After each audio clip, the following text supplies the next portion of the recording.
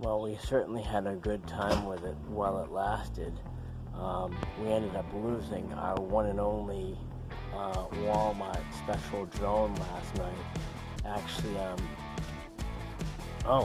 here's the guy that was flying it at the time, but to no fault of his own, he ended up losing it because we've noticed with this particular model, and let's show it to you. It looks like it's the Sharper Image brand camera drone. The one cool part about this drone, even though it was a twitchy drone for us, was that, here we go, what does it say it on here?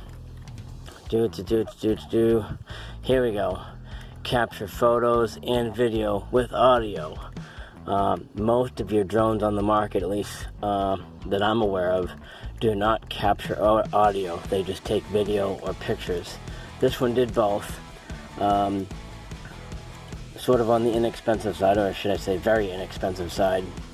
And we noticed with this drone was when you would fly it and it would go too high, you'd kind of lose control of it. And what ended up happening last night was we did end up losing control when he was flying.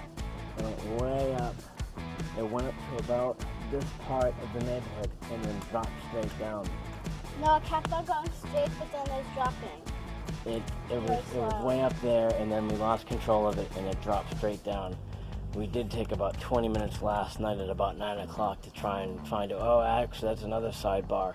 We were flying at night because the LEDs on these things are actually kind of cool. So we were purposely flying it at night because it's kind of all the LEDs in the sky really look cool when you do it that way.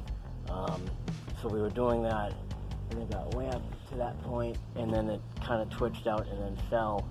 We rode around on our bikes last night for about 20 minutes to see if we could find it, and we couldn't. And what we're going to do now is we're going to get back on our bikes and see if we can locate it again.